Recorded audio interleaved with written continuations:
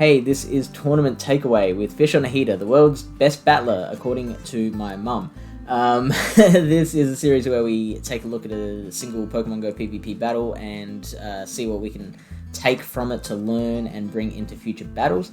And today we're going to look at a specific concept which is going to be super handy to learn, whether you are a Silph Arena player or you just stick with GBL. That's fine either way. This will be a very handy concept. Some people call it catching charge moves. Others call it the third shield. Let me show you what I mean. This is a battle against BTCTX. He is in my Go Stadium lobby. And if you haven't heard of Go Stadium, it is, I would probably say, like, universally regarded as the biggest PvP server in the Western world, at least. It is, they basically split you up into lobbies of about 20 people. They name you after a town based on the original Pokemon game, so I'm in Lavender Town at the moment, and there's several different lobbies within Lavender Town.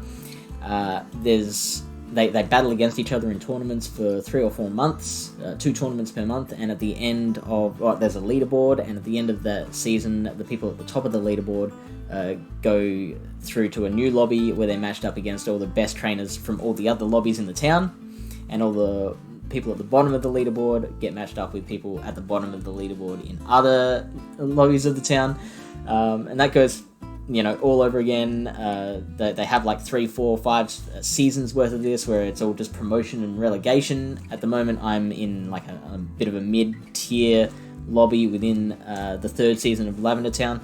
And BTCTX is one of the people in my lobby. I might chuck a link to Go Stadium in the description. It's definitely worth checking out if you are a fan of PvP. So, let's check out the battle. Just want to point out that Ludicolo in his team, I played 42 ranked battles during Catacomb Cup in July, and that is the only Ludicolo I saw. So I love that. I love seeing people bring spicier picks to a tournament, because even with the restricted metas, you still get people still settle on like old favorites. The reason Silph Arena is more fun than GBL is because, the fact that the meta changes each month means it's kept fresh and exciting. But if the tournaments lasted any longer than a month, then, you'd see it fall into the same trap as GBL, where just you're seeing the same 6 Pokemon over and over again. So I love seeing people bringing something spicy like a Ludicolo. I would love to have seen whether that was a Razor Leaf or a Bubble user. But unfortunately, we don't get to see the Ludicolo in this battle, and I don't think we saw it in either of the 3 battles that we played. Let's check out the battle. So, we started with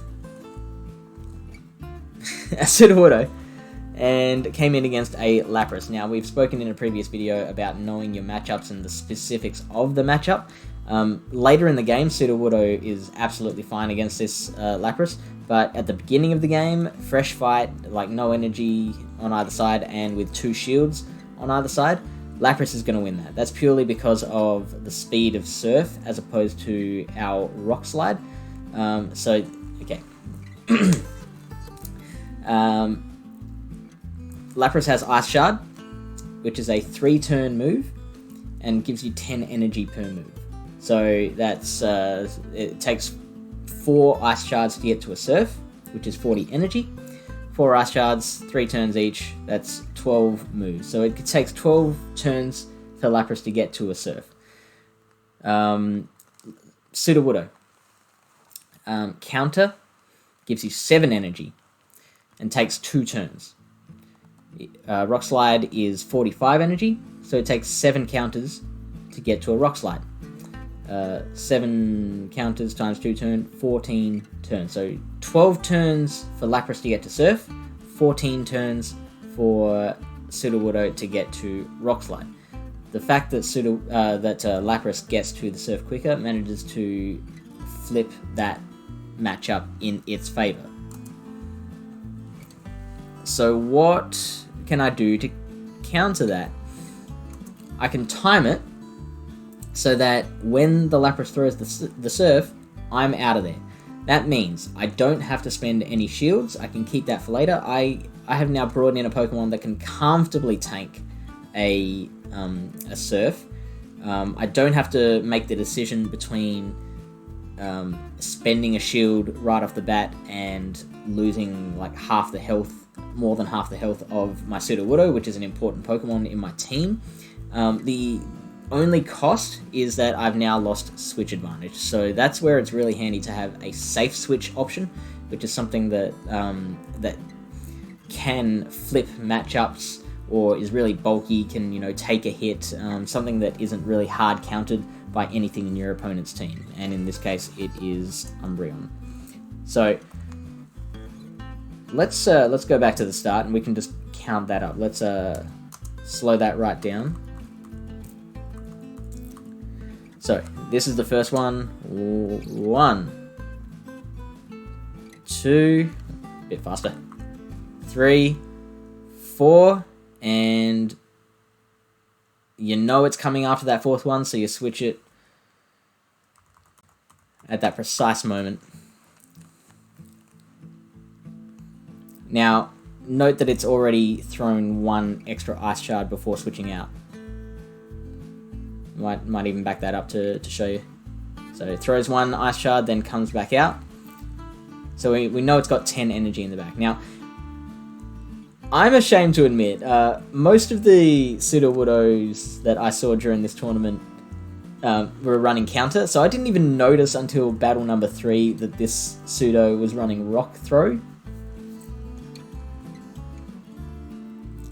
which changed things a lot, because like in a later battle I had Jumpluff coming in against Sudowoodo, and I'm like, oh yeah, I've got this easy, and then just as the health gets chunked down and down and down, I'm like, what's going on? So obviously that changes the Umbreon matchup a lot, because that counter is what you want against Umbreon. I lasted a lot longer here, managed to burn a shield on BTCTX's side, but I still lose the battle. So now, what do I bring out here? All I know is that he's got a Lapras with 1 Ice Shard of energy and half of a Sudowoodo left. I don't know what is in the back. So if we take a look at his team, it could be the Ludicolo, could be the Venusaur, could be the Vespiquen. The other thing is I know that that Sudowoodo has a bunch of energy saved up now. So if I put that Beedrill in, I'm going to need to use at least 1 shield. And there's a good chance that the Beedrill will be good to keep for whatever's in the back. Maybe the Venusaur, maybe the Ludicolo. If it's Vespiquen, then I'd rather have the Sudowoodo for that. But, you know, it's probably more likely that Beedrill is going to be good against that. So we bring out the Sudowoodo. We managed to actually get to our own Rock Slide before they throw theirs, and BT doesn't shield it, which at the time I was like, wow, you know, you let all that energy that you stored up go to waste. But I actually think that was a really, really clever decision at that stage, because out comes Lapras again, and we've talked about, you know, Lapras can flip that match. Like, Sudowoodo will win in most situations, but Lapras can turn that around with the speed of its Surf. Now, if BT had used that second shield, it would have gone into this Sudowoodo matchup with no protection, meaning once I get to that Rock Slide, that Lapras is done. Whereas now that it can hide behind 1 shield at least, it knows, or he knows, that Lapras can get to an extra Surf and either burn my second shield or, you know, take the Sudowoodo out of the equation.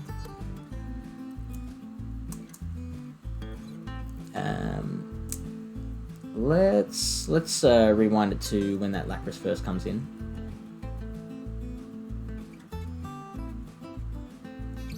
Here we go. So we know it's got 1 ice shard. Now it's got 2, 3, 4, 5, and we throw our own rock slide.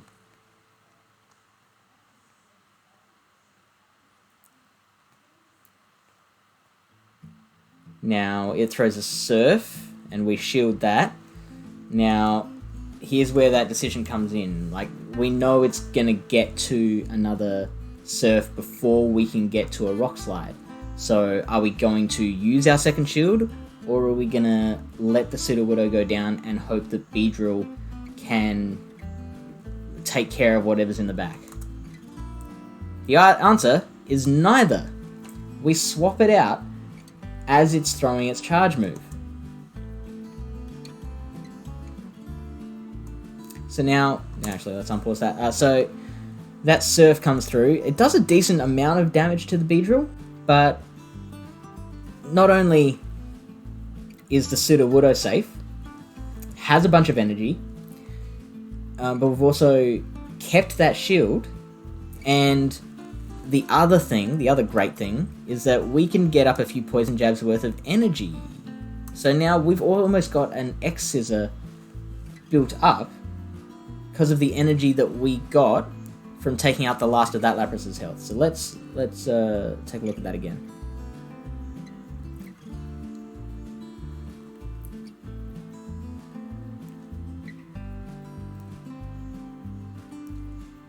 So timed it exactly when we thought that surf was coming.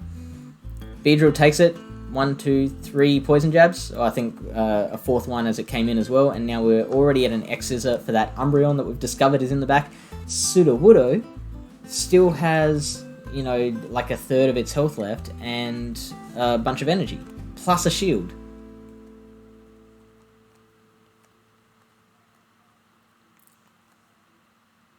So now I'm not even sure if we shield this Beedrill. We might even keep that shield.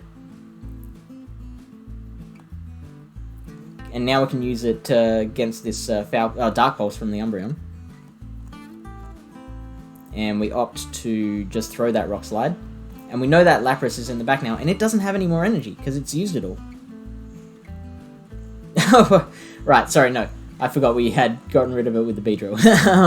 So yeah, that Lapras isn't even a problem now. So we were able to keep that shield for right at the end, when we knew it would just help us to absolutely shore up that matchup. So twice there, we were able to count up the fast moves and time our switch at the precise moment so that we burned their energy. Their energy was put to waste. We didn't have to use our own shield, and we didn't have to lose an important Pokemon.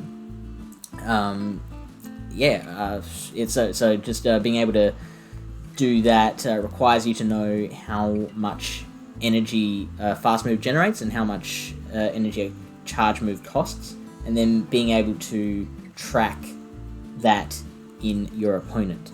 I hope that is a big help. I'm sure it will be a massive help for you in your future battles and tournaments. If you like what you see, click the subscribe button below. I also am on Twitch. I currently Twitch every Tuesday and Sunday night. The link is in the description. Come and check me out. It's just fun, you know, viewer battles and a bit of GBO as well. And hopefully you can build that ranking, and I'll see you next week.